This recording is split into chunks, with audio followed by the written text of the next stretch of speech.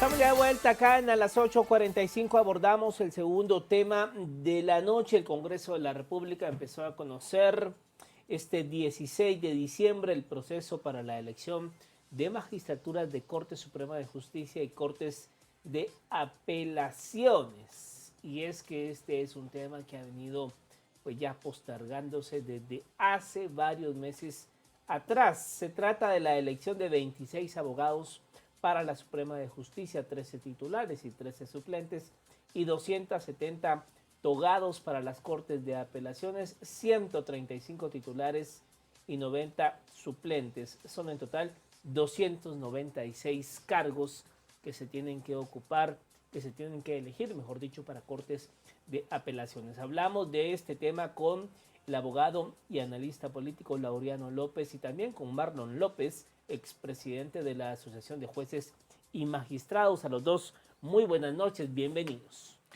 Muchas gracias, buenas noches. Buenas noches, saludarles. Licenciado y juez López, iniciamos con usted aclarando algo que la población la tenía muy preocupada en horas anteriores respecto de la posibilidad de que hubiera una elección acelerada, precipitada y promovida por la pseudoaplanadora que se mueve en el Congreso de la República. Habría que aclarar que bajo el procedimiento que la Corte de Constitucionalidad estableció, iniciado el proceso en el Congreso, más o menos ¿qué tiempo considera usted que podría llevar la elección de los nuevos jueces, tanto de Corte Suprema como de Cortes de Apelaciones? Hola, buenas noches, un gusto saludarles y muchas gracias por la oportunidad de estar acá pues compartiendo de este tema tan interesante y que pues adquiere matices de importancia tal, puesto que es el sistema de justicia en nuestro país el que se ve en ese limbo y en esa situación que de cierta forma pues genera zozobra e incluso hasta tal vez por así decirlo desconocimiento de parte de la población a las resoluciones que pudiesen ser emitidas por las altas cortes en nuestro país. En atención al cuestionamiento que tú planteas, la situación se ve complicada. Porque en atención a esa sentencia de la Corte de Constitucionalidad se hacían números y se hacían, digamos, se analizaban datos en cuanto al tiempo que pudiese ser necesario que se llevara cada honorable integrante del Pleno del Congreso de la República para expresar su voto o no para X o Y persona que estuviese en esa nómina. Se calculaba más o menos un poco más de 2 años para concluir y llevar a cabo todo este procedimiento. Creo yo, se ha generado un poquito esa dificultad porque por ahí se teme el tema de la desobediencia a esa sentencia de la Corte de Constitucionalidad. Escuchaba pues a algunos oradores el día de ayer miércoles, de diputados del honorable Pleno, quienes expresaban esa preocupación en torno a esa eventual desobediencia, pero yo creo que no puede haber más, entre comillas, digámoslo así, desobediencia o incumplimiento a esa resolución que el estar ya a estas alturas del año con esa incertidumbre de esa no elección aún o designación de las personas que integrarán estas magistraturas. Creo yo que, repito, hay interés y buena voluntad en diputados del Congreso de la República en que esto sea de cierta forma pues un poco más ágil, un poco más rápido, porque imagínense ustedes tardar un poco más de 2 años para cumplir con eso que la Corte de Constitucionalidad quiso decir en su sentencia. Creo que haría que llorara más sangre este proceso. Ahora bien, licenciado Laureano, ayer, digamos, el Congreso de la República convocó la Comisión Permanente del Congreso, convocó a una sesión extraordinaria y pues para iniciar precisamente con la elección de magistraturas de Corte Suprema de Justicia. ¿Cómo entender que se haga ayer, ya digamos en estos tiempos, cuando pues ya el país y los propios diputados andan en otra lógica y no se hiciera durante todo el año? ¿Cómo lo entendemos? Habría que verlo desde la óptica del tiempo, del momento, porque en estos días, tal y como usted puntualmente lo dice, todos estamos más interesados en las fiestas de fin de año que en la situación propia de la República. Sin embargo, creo que intentaron en alguna medida iniciar con este proceso de elección de cortes o de selección de cortes en todo caso. Sin embargo, creo que también ellos andan un tanto perdidos en cuanto al rumbo que deben tomar, porque la sentencia de la Corte de Constitucionalidad les puso el cascabel y los tiene un poquito mareados y no encuentran la forma como asumir y encontrar el camino que sea un tanto breve, pero que también les beneficie. Porque aquí la discusión en realidad en el Congreso ayer, que fue bastante errática, bastante estéril, perdieron un día más en la elección porque no logran consensuar a sus elegidos. Eso es lo que estamos viendo. Hay un interés definido de nombrar a determinadas personas, pero que a la vez fueron señaladas en el listado planteado por el Ministerio Público. Entonces eso no les permite ese juego de cintura que en cualquier otro momento les permitiría ya haber electo en un solo golpe por grupo a los que van a ocupar las salas y a quienes van a ocupar la Suprema. Creo que son precisamente los intereses que se juegan en el Congreso los que están impidiendo, amén del tiempo, tal y como lo decía el distinguido doctor Marlon López, de que sí durarían 2 años, pero si ya tenemos más de medio año, ya un buen camino hubiéramos recorrido en estos 6, 8 meses, un año, más de un año de que se pudo haber hecho esto, y la Corte Suprema por lo menos ya podría estar integrada. Doctor López, otro elemento que afloró en la discusión, pues estéril, como ya ha sido referida por el doctor Laureano en su intervención anterior, que salía en el debate del día de ayer, era el periodo para el cual iban a salir electos los nuevos magistrados. Los que salgan reelectos pues cumplirán sus 2 periodos de 5 años, pero aquellos que entren a la carrera judicial desde la práctica privada, por ejemplo, ¿cuál será el periodo? Porque se oían voces ayer de que planteaban queriendo legislar constitucionalmente que los que salieran electos pues cumplieran un periodo establecido de 5 años, cosa que podría alterar lo que ya viene dándose en el relevo cada 5 años, el 13 de octubre del año que toca el relevo de las autoridades judiciales.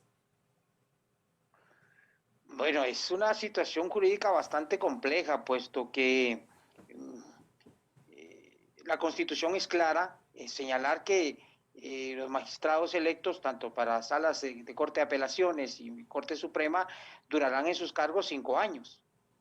Ese plazo es claro, creo y reitero, el tema de la Constitución así lo establece. En su momento, pues lo que tú mencionabas en torno a quienes fueran electos, pues que tendrán 2 periodos. Creo yo que de cierta forma, cumpliendo con lo que establece la Constitución, pues deberán ser designados o electos para esos 5 años, según lo que establece, reitero, pues la misma Carta Magna, que se ha visto lamentablemente no solo pues el incumplimiento de ese plazo constitucional para que tomen posesión en la fecha que tú mencionabas, pero pues obviamente todo esto los que hemos sido parte de este proceso y hemos visto, pues ha sido producto de tal vez de del mismo fenómeno en el cual nos hemos visto inmersos desde el año 2015. Lamentablemente ha habido todo este tipo de situaciones. El sector justicia pues no ha estado exento de toda esta convulsión a la que nos hemos enfrentado. Hablando un poco en torno a lo que mencionaba el doctor Laureano sobre el tema de los 2 años y los señalamientos para algunas personas, yo creo que hay que ser también un poco pragmáticos, y aquí me atrevo a mencionar algo. Y es que de verdad, el trabajo en estos procesos, el trabajo más delicado, el trabajo más pesado, es el realizado por las comisiones de postulación. Ellos se encargaron de realizar el trabajo que hicieron y que estimaron pertinente hacer, y le dieron al Congreso una nómina de candidatos que creyeron los idóneos para ocupar estos cargos. Lamentablemente, pues por esas mismas situaciones tradicionales que se han dado en torno a estos procesos, el hacer, entre comillas, romerías hacia el honorable Congreso, pues yo creo que en un momento determinado esto pues generó incluso el mismo señalamiento para algunos integrantes de la comisión, 2, 3 personas que aparecen señaladas por estar vinculadas con una persona que guarda prisión.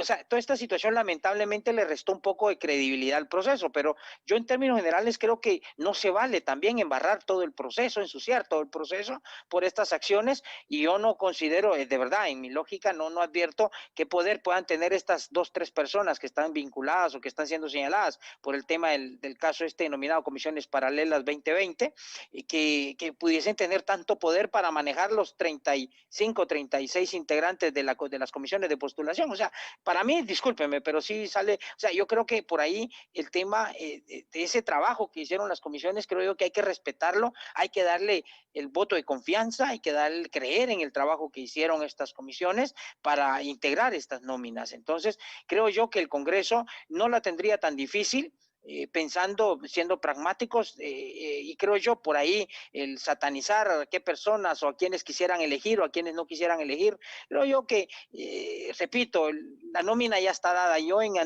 entrevistas anteriores hablaba sobre este trabajo tan especial que el mismo legislador y que el mismo cuerpos normativos establecen con el tema de las comisiones de postulación.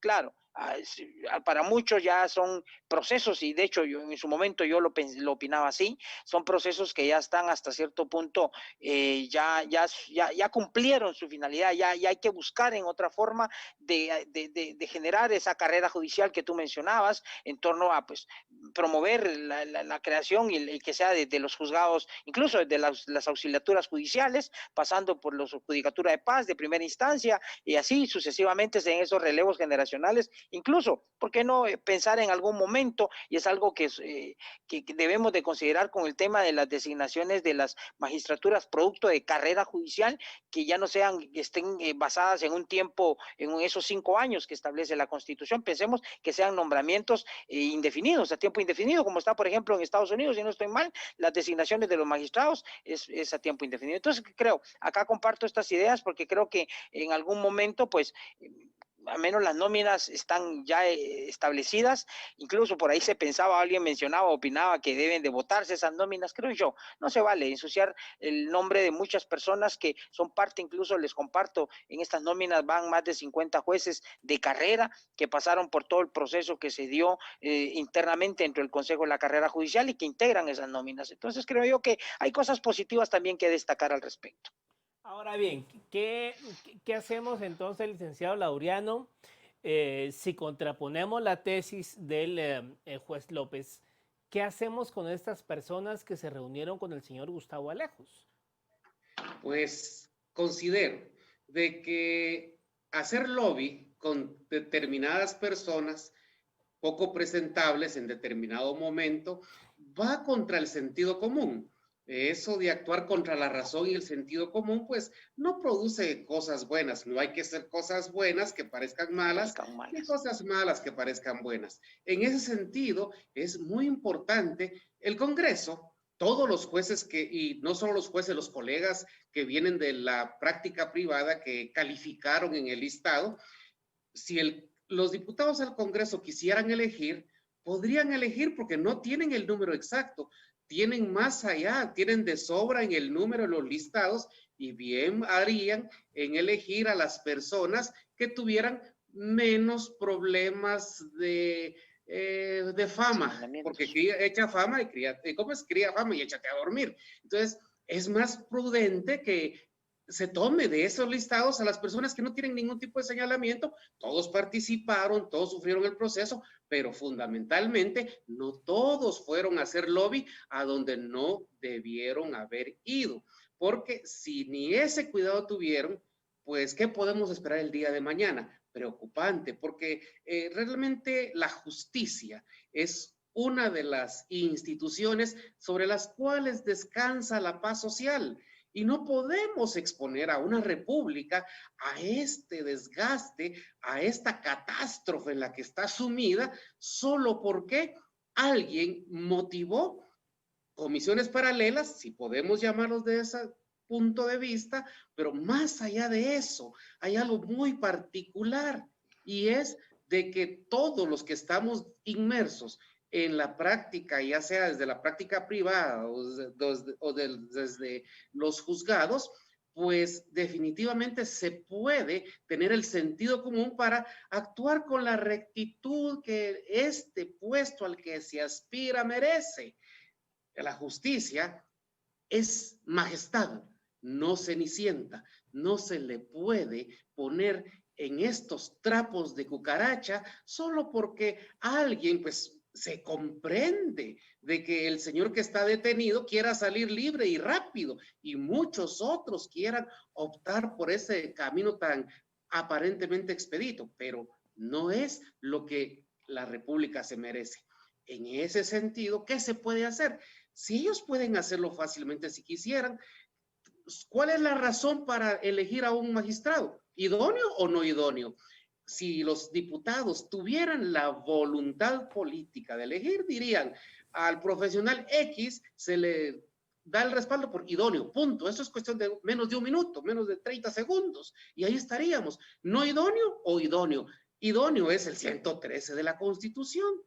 Así de sencillo. Si se quiere realmente honrar esa confianza que se le ha delegado a diputados y a futuros magistrados. Si aquí lo que se trata es de reconstruir este deteriorado sistema republicano que ya no da para más. No podemos seguir en esta situación porque somos la vergüenza del mundo. No puede ser que con la edad que hemos alcanzado como república aún estemos jugando a sombrerazos, a tamborazos, las posiciones que se deben designar con elegancia, con dignidad, con respeto, con decoro. En ese sentido, creo fundamentalmente que los diputados deben actuar con celeridad, indicando si la persona es o no idónea, punto. Ahora, doctor López, mucho se habla del proceso de elección y la idoneidad de los que integran los listados, etcétera, pero se ha perdido de vista que los actuales jueces pues ya han agregado un año fuera del periodo que la Constitución establece. Ya desde su experiencia como juez, ¿cómo evalúa usted que ha impactado toda esta condición irregular de la integración de las nuevas cortes en la administración de justicia, contante y sonante, que se tiene que dar en las actuales condiciones a partir de que los jueces pues, no pueden abandonar el cargo, pero ha habido, digamos, algún nivel de afectación a la aplicación de justicia pronta y cumplida? En lo personal creo que no. ¿Por qué razón? Vea, cada una de las resoluciones que emiten, incluso que pronunciamientos o decisiones que toma el Pleno de la Corte Suprema de Justicia, están amparados en estas resoluciones emitidas por la Corte de Constitucionalidad y opiniones que fueron emanadas por dicho órgano constitucional.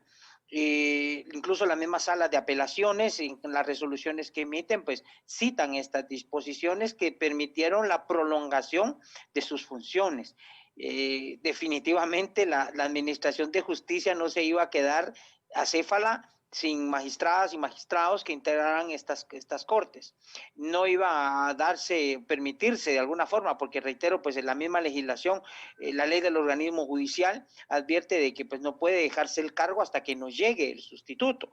Y esto igual, obviamente, esto va más allá de esa situación o de ese eventual señalamiento o crítica en torno a esa prolongación de funciones que puede darse. Y digo que va más allá de eso porque priva el interés a esa paz social. Y el doctor Laureano lo mencionaba muy atinadamente. La administración de justicia fortalecida genera paz social y tranquilidad entre los ciudadanos. Evidentemente, si hay un conflicto entre particulares, pues se somete a los órganos jurisdiccionales para que se dé una decisión, se emita una sentencia y exista esa paz y esa tranquilidad en la sociedad. Definitivamente, creo yo, Las salas de apelaciones pues están trabajando, están conociendo en apelaciones de los fallos que emiten los jueces de primera instancia. La Corte Suprema de Justicia, a través de sus cámaras, la civil, la penal y la de amparos, pues está conociendo y están trabajando. Repito, con la Corte Suprema de Justicia. No obstante el tema de la pandemia, que ha sido otro factor que también ha venido a aderezar el tema de la no elección de cortes por todo lo que ha sucedido y conocimiento de todos de ustedes. El punto es que pues se sigue trabajando. En términos generales, los magistrados de Corte Suprema, a través, repito, de las acciones y el trabajo que tienen en cada una de sus cámaras, pues están apoyando y fortaleciendo el trabajo en la administración de justicia en los distintos órganos jurisdiccionales. Y reitero, pues las salas de apelaciones igual siguen cumpliendo con sus funciones, porque aquí hay algo también que sí es delicado. El tema de que si no lo hacen, puede haber incluso sí responsabilidades de carácter disciplinario, de carácter administrativo, si no se emiten esas resoluciones. Entonces creo yo que hay que considerar que hay que advertir de que la administración de justicia no se ha detenido. Sigue, va, claro, con esa incertidumbre jurídica que se ha generado en torno a esta elección o no elección, pero la administración de justicia sigue trabajando. Para finalizar, licenciado Laureano, ¿qué podemos esperar? ¿Qué escenario? Porque pareciera que este tema, por donde uno lo vea, está sumamente enredado. ¿Qué va a pasar? Se habla de que se va a esperar a que se elijan magistraturas de Corte de Constitucionalidad y luego, pues, tratar de resolver este problema. Es un escenario que plantean algunos, otros que esto va a estar más enredado en 2021 porque coincide también con la integración de Corte de Constitucionalidad. ¿Cómo ve usted el panorama para el próximo año?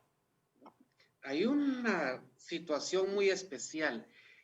Efectivamente, da la impresión que quisieran en el juego político, no en el judicial, manejar una nueva Corte de Constitucionalidad para así lograr objetivos de grupo.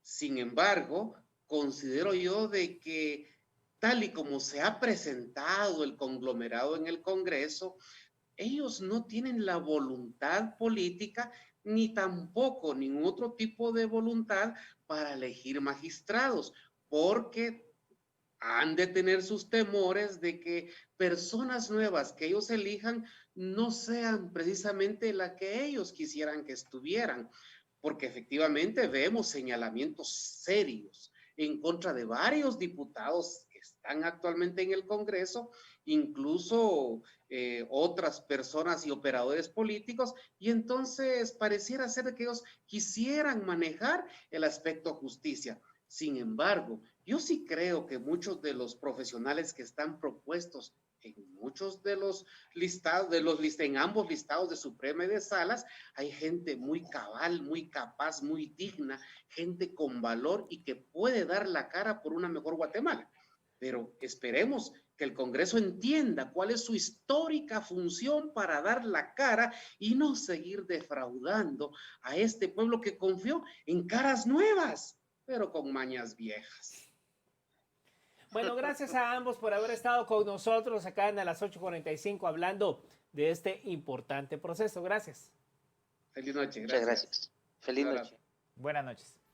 Bueno, Cristian, un tema por demás enredado que va a ocupar el primer trimestre del 2020, va a ocupar, pues sin lugar a dudas, la atención de la agenda mediática y de la opinión pública, porque estamos hablando de dos procesos en paralelo, Corte de Constitucionalidad y Corte Suprema de Justicia, y pareciera que las dos van